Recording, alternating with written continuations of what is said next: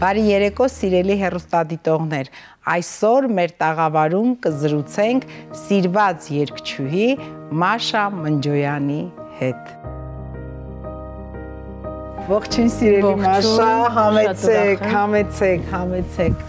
Շնորհակալություն հրավերի համար, շատ գեղեցիկ տաղավար ունեք։ Շատ շնորհակալ եմ, ես եմ շնորհակալ, նախ ուրախ եմ շատ, որ նորից Մաշա Մնջոյանը Հայաստանում է, Երևանում է, ուրախ եմ, որ կարողացա այս ձեր բազմազբաղված ընթացքում սենց որսալ այս պահը եւ որ դուք մեր տաղավարում եք, սիրելի Մաշա ջան, ինչպես եք։ Շատ լավ եմ, շնորհակալ եմ եւ ես նույնպես շատ ուրախ եմ, որ այո, այս ընթացքում կարողացանք կազմակերպել մեր հանդիպումը վերջապես, որովհետեւ հիշում եմ անցած իմ այցից մենք շատ ուզում էինք հանդիպել, բայց ցավոք սրտի այդպես էլ չստացվեց ժամանակի հետ կապված եւ այսօր վերջապես մենք ունենք այդ առիթը միասին զրուցելու։ Ես իսկապես Մաշա շատ է ուզում, որ մենք զրուցենք, որովհետեւ գիտեմ, որ դա միայն իմ ցանկությունը չէ, դա մեր բազմահազար հայրենակիցների ցանկությունն է, որովհետեւ մեր գեղեցիկ երիտասարդ տաղանդավոր Մաշա Մնջոյանը միշտ սպասված է եւ շատ սիրված է մեր երկրում ու հիմա այսօր ուրախ եմ, որ սենց բնական գեղեցկուհի եմ տեսնում իմ առջև, երկար ժամանակ այսպիսի բան չենք տեսել, եթերից դուրս էլ հարցնում եմ, մազերդ էլ չես ներքում, սա էլ չես անում, սա էլ չես անում, ստացվում է, որ ինչ բնությունը տվել է, նա էլ այսօր տեսնում ենք դրա համար։ Մաքսիմալ փորձում եմ խնայել ծախսերը դեռ, ինչքան հնարավոր է։ Մաշա ջան, գիտեմ, որ այս անգամ երկու աստղ նախագիծն է, այսպես ասած, գլխավոր մեղավորն ու պատճառը, որ Մաշան Հայաստանում է եւ շատ լավ է եւ ոնց որ թե մի քիչ երկարատև է այցը, արդեն հեռուստադիտողը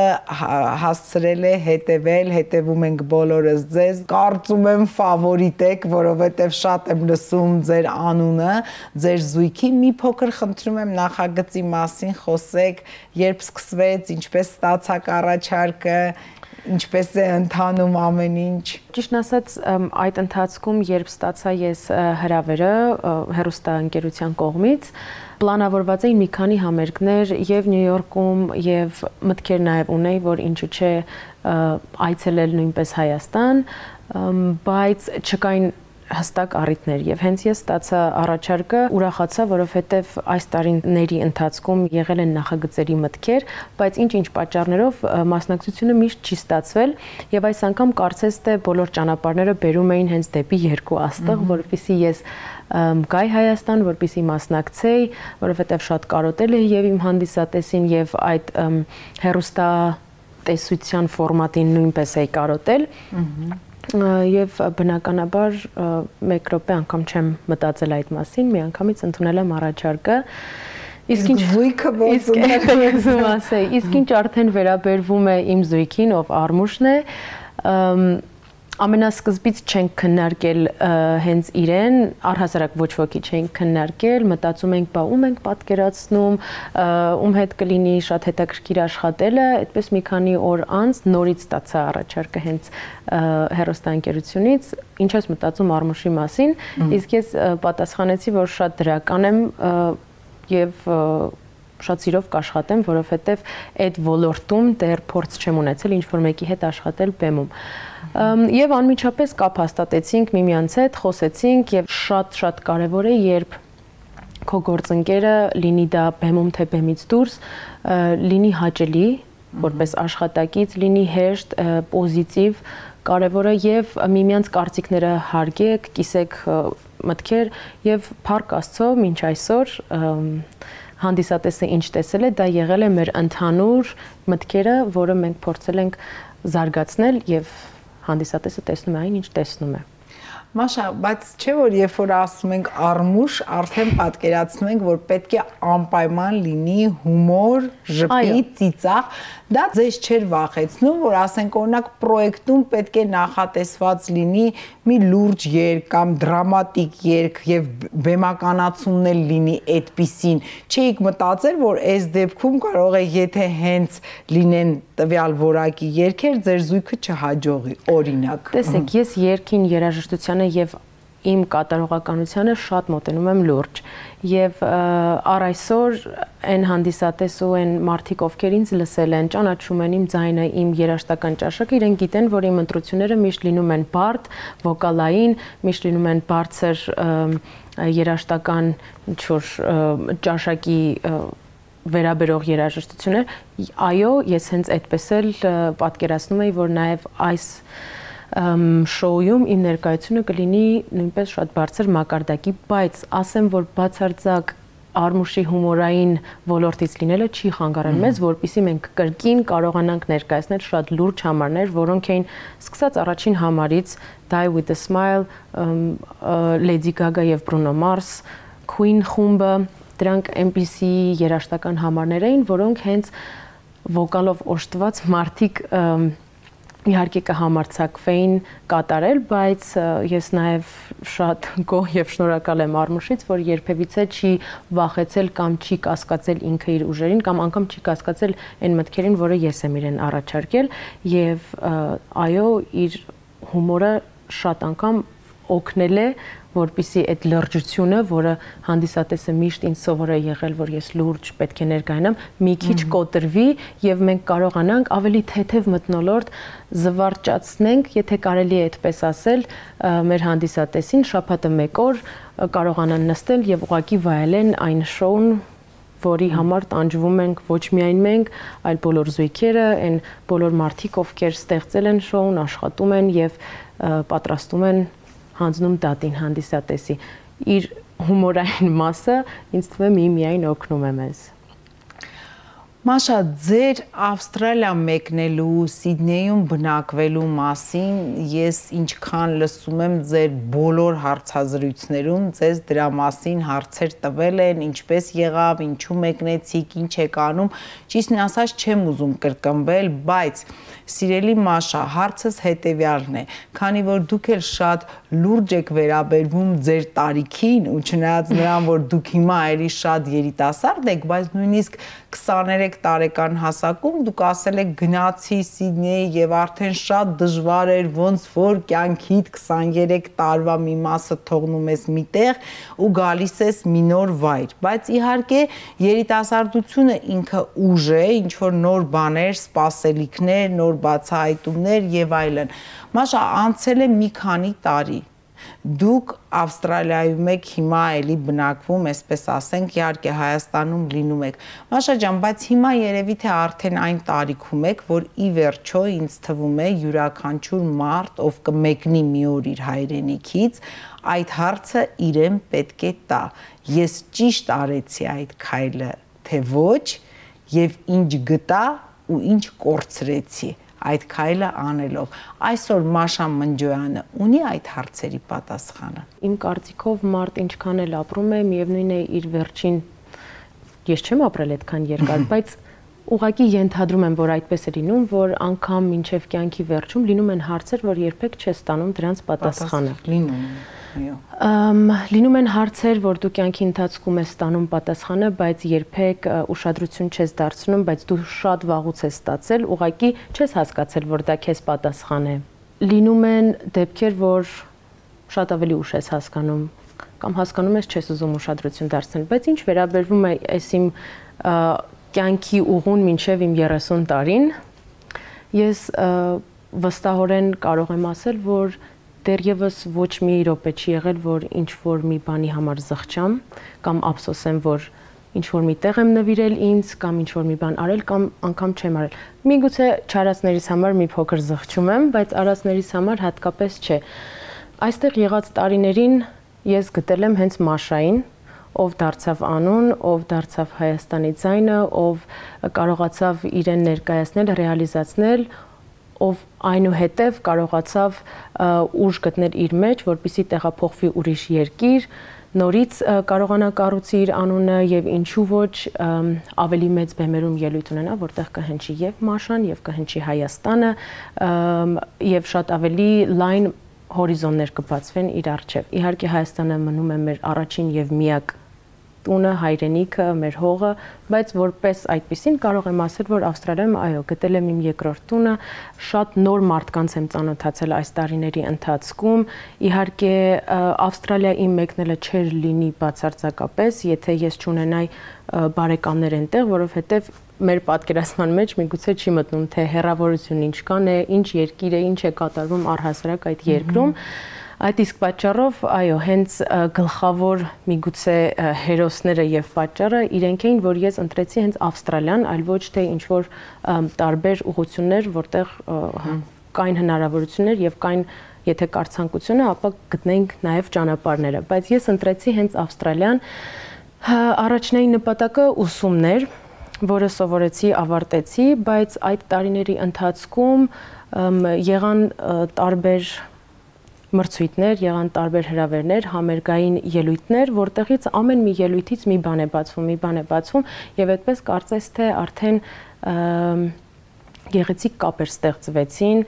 համագործակցություններ ստեղծվեցին եւ կարող եմ ասել, որ այս տարիների ընթացքում ես բավականին շատ բեմերում եմ ելույթ ունեցել, որտեղ չէի պատկերացնի, որ կկարողանայի, այո, կկարողանայի Հայաստանից դուրս բնականաբար։ Եվ հենց Ավստրալիայում իմ համագործակցությունը իհարկե Սինտոնի պրոյեկտի հետ, որը շատ փառահեղ եւ գեղեցիկ նախագիծ է, սիմֆոնիկ օրկեստրով, լազերնի լույսերով, ինչ որ DJ-ներով եւ այլն, այն ինչ որ մենք միշտ YouTube-ով ենք տեսնում, ես նույնպես առիթ ունեցա եւ բախտավոր եմ, որ իրենց հետ կարողանում եմ ելույթներ ունենալ շարունակական, բայց ինչքան էլ տարբեր տեղերում դու փորձում ես քեզ ռեալիզացնել, մի շատ հետաքրքիր բան եմ հասկացել, որ ինչքան ուրեմն ես այս տարին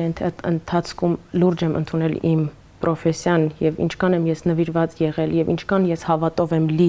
իմ եւ իմ աշխատանքի նկատմամբ, որ անգամ Հայաստանից դուրս յուրաքանչյուր կետում ես կարողանում եմ իմ ձայնով, իմ տեսակով մարդկանց ականջը շոյել, մարդկանց սիրտը շահել, ոչ թե խոսքով, ոչ թե համոզելով, ոչ թե հավելյալ բաներով, այլ զուտ այն նրանով, ինչի համար ես այսքան տարի, սկսած 4 տարեկանից, որոնք հանդիսատեսը վստահ գիտի, թե ինչ ճանապարհ եմ ես անցել, ինչքան երկար ճանապարհ եւ դժվար ճանապարհ եմ անցել, այսինքն դա ապացույցն է, որ ես հիմա կարող եմ իմ երգով առանց ոչ մի բան ասելով եւ իմ անունով կանգնել շատ տարբեր բեմերում եւ վստահորեն ելույթ ունենալ, որը կարծում եմ իմ ամենամեծ գտած երազն է։ Մաշա ջան, ձեր պարագայում ես մի առանձնահատկություն էլ պետք է ասեմ, հիմա չգիտեմ կհամաձայնեք թե չէ, որովհետև միշտ ձեզ հարցադրումների ժամանակ էլի այսպես են ասում, այստեղ արդեն դուք ճանաչված էիք, գնում էիք ընտեղ, չէիք վախենում այդ ճանաչվածությունը եւ այլն, արդեն ի վերջո ձեզ մի քիչ ճանաչում էին, Երևանի փողոցներում տեսնեինք, ասեն բայց չէ որ սենց հակառակ բան էլ կա, մեր հայրենակիցների մեջ կան բազմաթիվ դերասաններ, երգիչներ, ես հիմա անուններ չեմ տա, որպեսզի չնեղացնեմ, որ մեկնեցին հայրենիքից, կան մարդիկ, որոնք ինչ-որ կարող է իրենց մասնագիտությամբ դուրսը զբաղվել են, կամ որ այդպես էլ չստացվեց, սկիզբը գնում են, մի քանի փորձանում են, հետո ձախողում են, չի ստացվում, բայց մի սենց բան էլ կա, հայրենիքում էլ մոռացվեցին այն առումով, որ տենց դե կարող է գան իրենց մասին հիշեցնեն, խոսեն, քայլեն կամ մի հաղորդում նկարեն նորից, բայց չէ որ ի վերջո կա դա էլ, որ հայրենիքում մոռացված լինելն էլ շատ դժվար եւ դաժան բան է, որովհետեւ սկիզբդ ի վերջո էստեղից է, դու կարող ես մարդը այնտեղ ամենամեծ բեմերում ելույթ ունենա, բայց եթե հանկարծ մի օր հասկանա, որ ինքը հայրենիքում մոռացված է, չեն հիշում, չեն ընկալում, արդեն իրենցը չեն համարում, դա շատ դժվար է։ Հիմա իմ դիտարկած առանձնահատկությունը Մաշա Մնջոյանի մեջ, Մաշային Հայաստանը չի մոռանում, հայրենիքը չի մոռանում, չնայած այս երիտասարդ տարիքին, ես նույնիսկ կարող եմ ասել այս 2 օրվա ընթացքում, որ ինձ օրինակ հարցնում են ծանոթները, հերթական հյուրդ ով է հաղորդման, ու երբ որ ասում եմ Մաշա Մնջոյան, որը վայ մեր աղջիկը, մեր տաղանդավոր աղջիկը, Մաշա դա ինչպես է տրվում, երգչին, դերասանին, թե դուք անկախ ձեզանից դուք չեք էլ զգում, որ դա էլ կա ստեղ, ինչն է պատճառը դրա։ կամ ինչն է հետևանքը, չգիտեմ։ Պատճառը չգիտեմ, բայց շատ լավ է։ Ես անձամբ շատ ուրախ եմ այդ փաստի համար եւ իհարկե ճիշտ եք շատ դիտարկել, որ երբ մեկնում են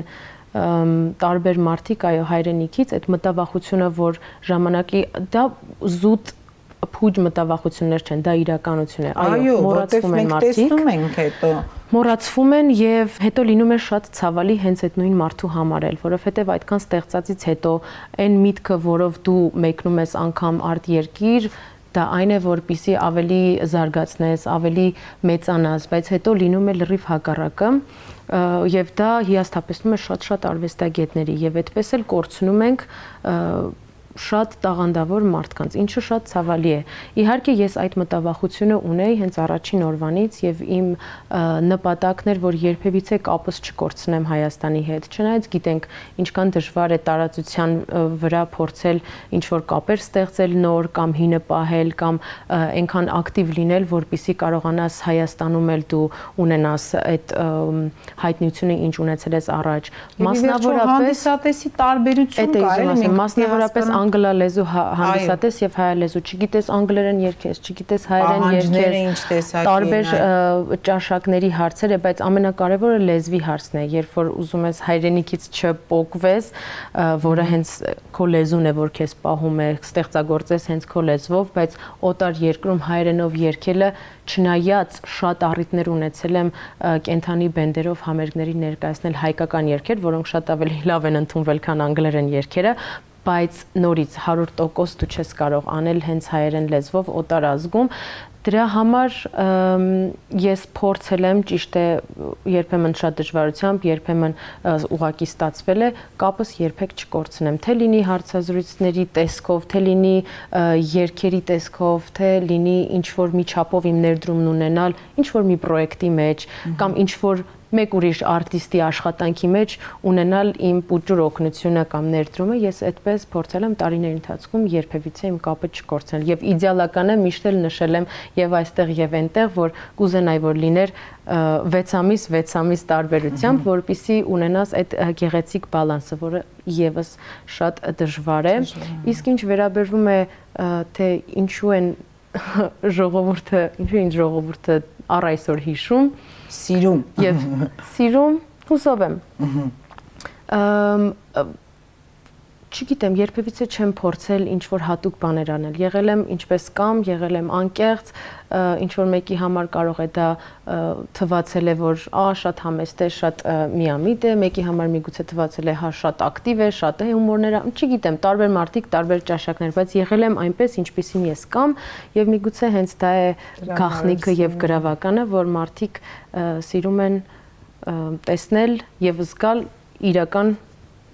պրոդուկտը, ոչ թե ինչ-որ ստեղծված բան, որը շատ շուտ կորչում է։ Մաշա ջան, այն օր ասեցիք անգլալեզու հանդիսատես, հայալեզու,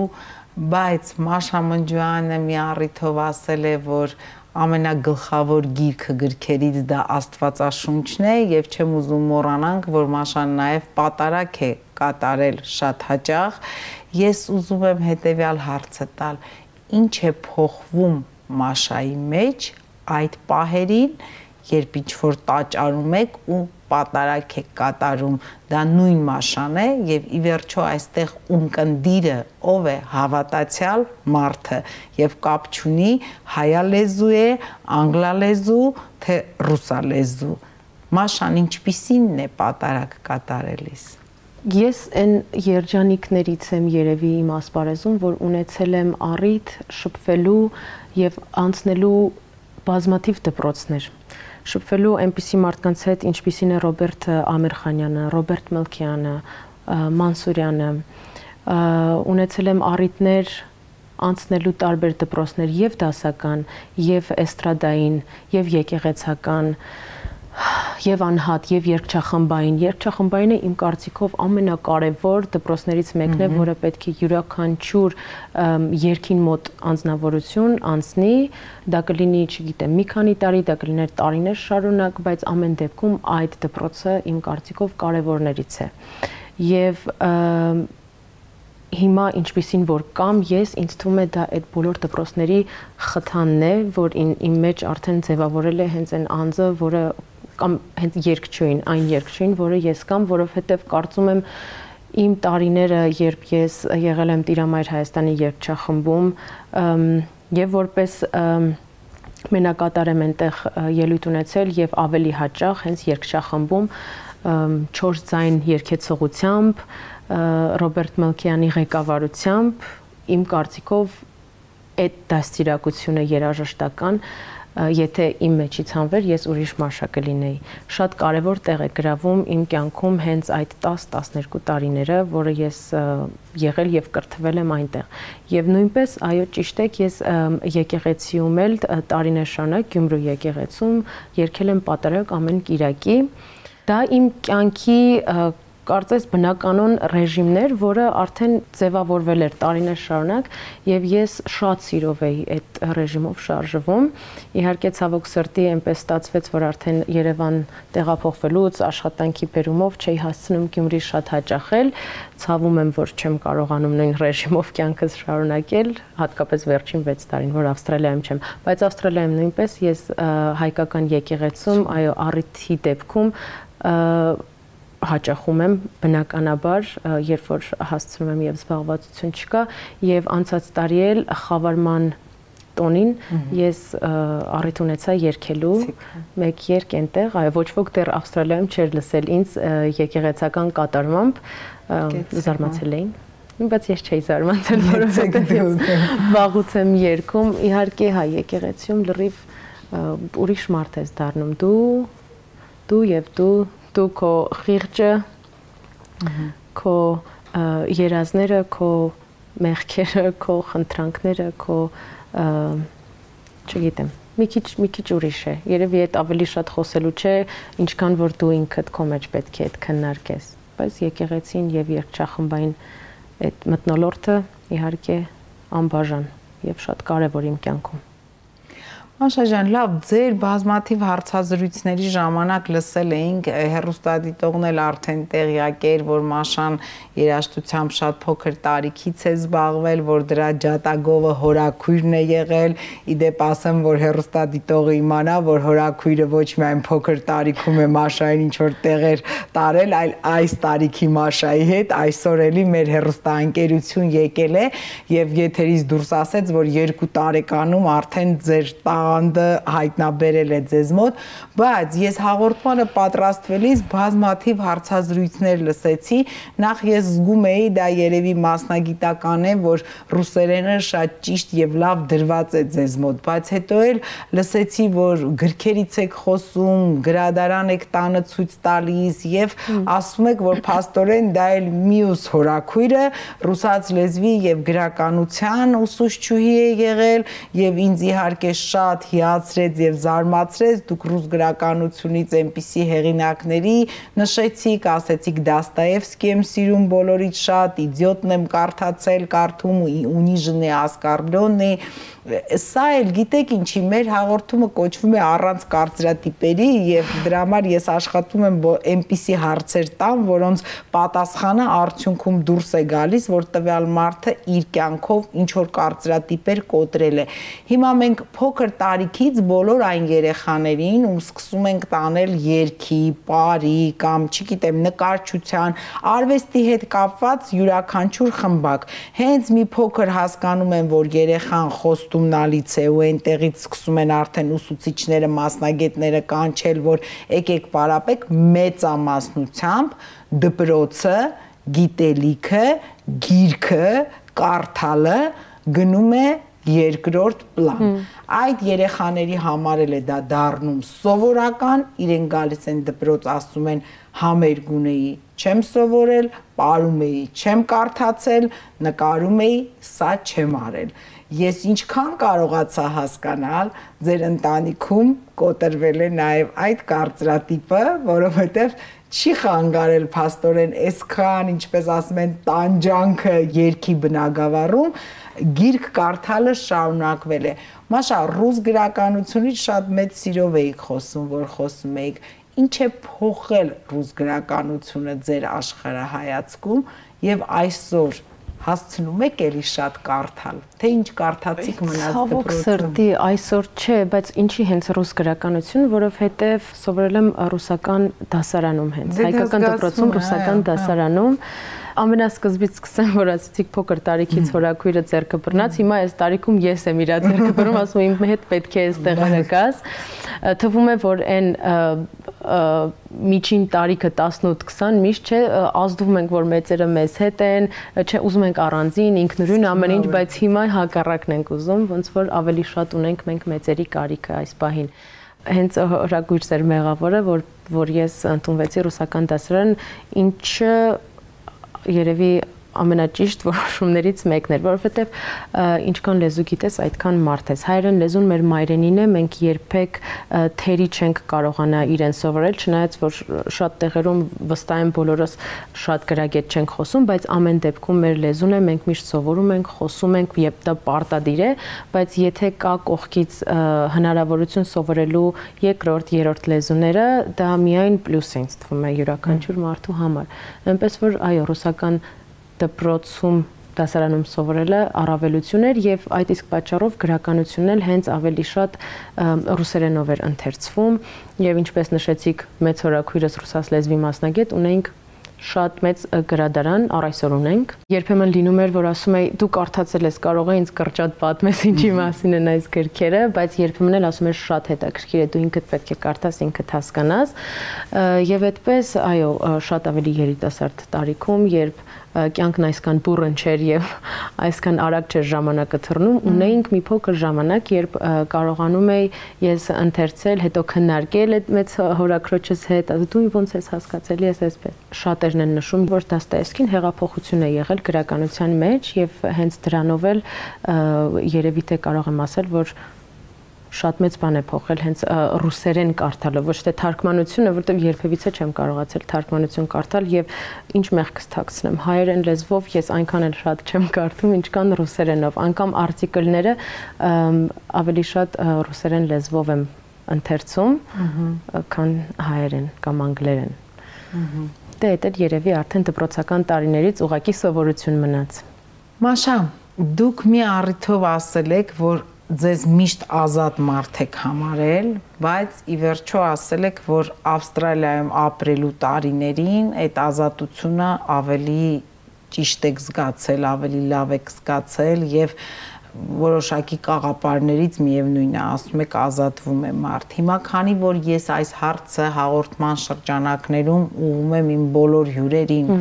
կարծրատիպեր ունեք արդյոք թե ոչ, հիմա ես հարցնում եմ Մաշա Մնջոյանը, արդյոք ունի կարծրատիպեր թե ոչ եւ ի վերջո կային կարծրատիպեր, որոնցից նա կարողացավ ազատվել Ավստրալիայում բնակվելու ընթացքում, թե միգուցե հակառակը այնտեղ ձեռք բերեց, ինչ կատարվեց։ Եթե ես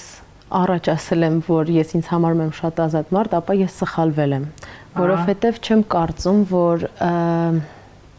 նախ պետք է հասկանանք ազատ լինել ինչ է նշանակում։ Ամեն մեկս մեր ազատության այդ սահմանը պետք է հասկանանք որն է եւ որտեղ ենք մենք ուզում ավելի սահմանենք մեր ազատության եզրերը։ Դուք այդ ձեր խոսքում ասացիք ամենապրիմիտիվ բանը, օրինակ բերեմ, հագուստը, ես այդ ձեր հարցազրույցից ձեզ եմ ցիտում, հա, որ օրինակ Հայաստանում սա կա, հա, ասված ասացիք ամենասովորականն եմ բերում, բայց ի վերջո այո, տեսնում ես այնտեղ, որ մարդիկ ավելի ազատ են, կաղապարված չեն, դա ասել եք տարիներ առաջ, հիմա ինչ է փոխվել եւ Հայաստանում մենք ոնց ենք հիմա կաղապարված ենք էլի թե ոչ։ Տեսեք, էլի կան իհարկե տարբեր դրվածքներ տարբեր երկրներում։ Հայաստանում ես շատ սիրում եմ մեր սովորությունները, իհարկե, որից երբևիցե չեմ ուզի ձերբազատվել կամ չեմ ուզի անտեսել մեր սովորությունները, որոնք իսկապես շատ պինդ են եւ դա է հենց մեր հայկականությունը ներկայացնում։ Հենց այդ իսկ պատճառով ասում եմ պետք է հասկանանք արդյոք մեր ազատության չափ եւ սահմանը որտեղ է վերջանում։ Իմ կարծիքով այն ամենաճիշտ եւ գրագետ ունեն տրադիցիաները, որ մենք ունենք, դրանից ավել ազատությունը արդեն իմ կարծիքով կհամարվի ոչ թե ազատություն, այլ ավելի ինչ բառ կարելի է այստեղ օգտագործել, միգուցե չտեսություն, միգուցե սանձարձակություն, մեկ խառնում ենք այդ ազատությունը։ Այո, իսկ ինչ վերաբերվում է հագուստին, միգուցե ունենք այդպիսի հին ժամանակներից եկած կարծրատիպեր, որ աղջիկը երկարաթև, ծնկից ներքև, միգուցե այդպիսի բաներ ժամանակին եղել են, որը դրսում շատ ավելի թեթև է նայվում, ոչ թե այլ կերպ է ընդունվում, այլ մարդիկ ուշադրություն ուղղակի դրան չեն դարձնում։ Եվ ամենակարևորներից երևի Հայաստանի եւ դրսի մենտալիտետին ինչ վերաբերվում է, այդ մարդկանց կարծիքները եւ կարծիքներին ինչքան լուրջ ես դու վերաբերվում։ Այդ մի բանն է շատ ինձ անհանգստացնում, որ Հայաստանում մենք բոլորս փորձում ենք մեր խոսքով, մեր կարծիքով հեղափոխել դիմացինին, այո, եւ ճնշել, իսկ միևնույն ժամանակ դրսում եթե ունես առողջ կարծիք կամ մեկնաբանություն, դու դա կարտահայտես կամ առհասարակ չես էլ երևի անդրադառնա դրան, որովհետև ոչ ոք չի հարցրել քեզ քո կարծիքը։ Եվ բացի դրանից էլ, այո, դա չի փոխի քո ներքն աշխարհը, այսինքն այնպիսի կարծիք չի լինի, որ դրանից կյանքիդ գույները փոխվեն։ Իսկ մեր մոտ կա այդպիսի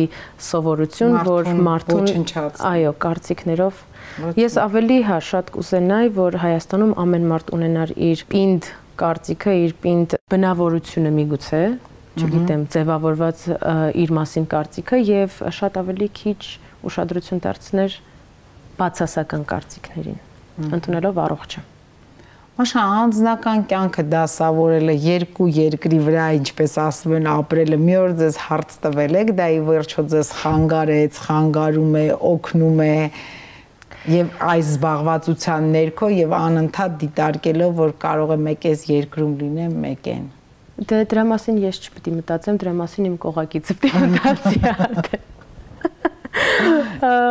Ինչ պետք է անի այդ երկրի։ Այո, ինքը թող մտածի, թե ոնց իր կյանքը պետք է դասավորի մի օր։ Մաշա Մնջոյանի ապրելու եւ ապրեցնելու բանաձևը այսօր մեր օրերում Ես սովորաբար հարցնում եմ մեր երկրում, բայց ձեզ մոտ այդ ապրեցնելու բանաձևը կարող է եւ այստեղ եւ այնտեղ լինել։ Ձեր ապրելու եւ ապրեցնելու բանաձևը այսօր։ Ամեն վարքյանը ուղղակի վայելել հարազատների, քեզ սիրող եւ սիրված մարդկանց հետ եւ փորձել ամեն ինչ անել հենց այս պահին, որովհետեւ միգուցե սա վերջինն է։ Երևի այդպես։ Իմ մոտ միշտ կա այդ զգացողությունը, որ ժամանակը շատ արագ է անցնում ու ես չեմ հասցնում իր հետևից։ Այդ իսկ պատճառով ես եթե մարդիկ պլանավորում են ինչ-որ բաներ մի ամսվա կտրվածքով, ես փորձում եմ այդ ամեն ինչը մեկ օրվա մեջ անել եւ ոչ մեկը չի ստացվում, որովհետեւ անհնարին է, բայց այդ զգացողության պատճառով այո, փորձում եմ ամեն ինչ հասցնել եւ սա անել, եւ այս մարդուն տեսնել, եւ իր հետ խոսել, եւ նրա հետ խոսել, եւ նրա հետ կռվել, եւ նրա հետ այդպես, բայց վայելեք ամեն վարքյանը սիրելի շրջապատում, սիրված եւ հոգատար մարդկանց հետ երևի, դա է ապրեցնում եւ ցրեք են բացասական ինչ որ կա կողքերը։ Եթե փորձեք ասել հայրենիքը ձեզ համար, կյանք շատ կարճ։ Մաշա, իսկ եթե ես հիմա օրինակ ձեզ շատ խնդրեի ու ասեի, օրինակ այս պահին ինչ երգ, ինչ երաժշտություն ձեր մտքին կգա, դուք կարող եք մեր հեռուստադիտողի համար մի փոքր հատված, այն երգից օրինակ, որ ես հիմա այդ հարցը ձեզ տվեցի ու դուք միանգամից մտավ։ Ասեմ, ձեր նախորդ հարցը ինձ հիմա ուղղվածություն տվեց։ Թրջեի մտքով դու Ուր իմ մայրն արդուն տեսնեի անդերում մեր կանաչ մարգերում ուր ծաղկունքն է բուրում ուր մանուկ օրերում հովներ ինձ միշտ համբուրում տեսնեի այն արուն կարոտով ես անհուն որ ամեն մի կարուն ջրերով վարարում, կարկաչում էր սարերում։ Բրավո, Սա իհարկե մայրիկիս սիրելի երգերից է։ Բրավո։ Որ միշտ նվագում եւ երգում ենք։ Բրավո, բրավո։ Մաշա, եւ մեր վերջին ձևաչափը հաղորդման ավարտին ըստ մեր ձևաչափի դուք կարող եք ինձ մի հարց ուղղել, եթե իհարկե ունեք դրա ցանկությունը, դա պարտադիր պայման չէ, բայց մենք ունենք այդ հնարավորությունը։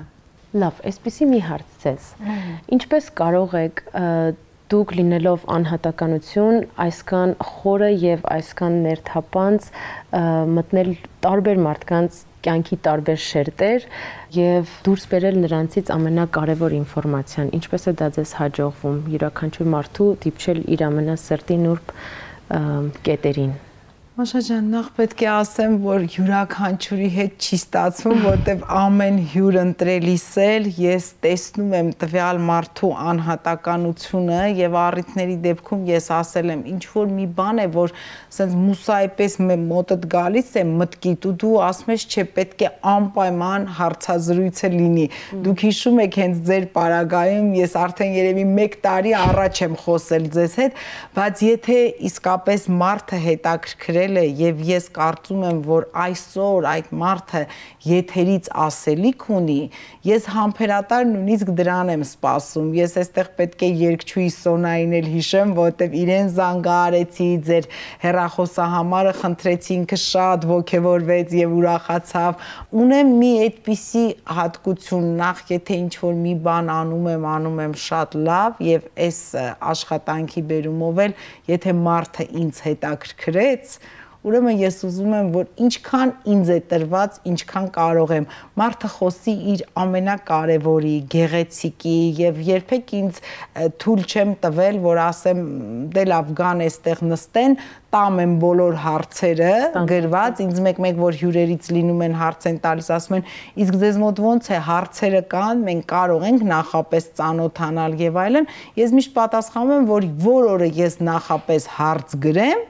այդ հաղորդումը կձախողվի, հաջորդը արդեն կարող եմ չնկարել, որովհետև ես պետք է ունենամ պատկերացում, մարդը նստի իմ առջև, ես էներգետիկան, նրա աչքերի հայացքը, նրա մի ասած մտքից հաջորդող այլ միտքը որսամ եւ կարողանամ հարց ուղղել։ Դա է երևի սիրելի։ Ձեզ մոտ շատ լավ է դա ստացվում։ Եվ իմ հարցն էլ լիովին ստացավ իր պատասխանը։ Շատ շնորհակալ եմ, Մաշա ջան, շատ շնորհակալ եմ, իսկապես ուրախ եի, որ մեր տաղավարում եք, ուրախ եմ, որ ստացվեց այս հարցազրույցը։ Ուզում եմ, որ հաճախ լինեք Հայաստանում։ Եթե ինձ եք ուզում հարցնեք, շատ կուզեի, որ մշտապես վերադառնաք եւ ապրեք այստեղ։ Բայց իհարկե դուք դեռ շատ երիտասարդ եք, աշխատեք, մաքարեք, նոր բեմեր նվաճեք, բայց հուսանք, որ միևնույն է, ավարտը լինելու է այստեղ եւ մենք ավելի շատ հնարավորություն կունենանք լսել եւ տեսնել ձեզ եւ կարողանալ շփվել։ Ուրախ եմ այս հարցազրույցի համար։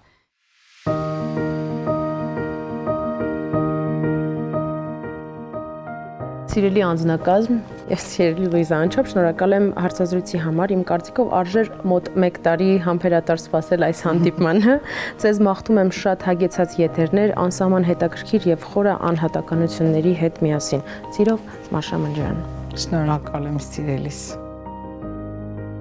Այսպիսին էր Մաշա Մնջոյանը առանց կարծրատիպերի։ Մաշան կարծում է, որ ազատությունը պետք է ունենա սահմաններ, իսկ կարծրատիպեր սիրված երգչուհին չունի, այնպես որ ապրեք առանց կարծրատիպերի, մի վախեցեք, կհանդիպենք հաջորդ շաբաթ։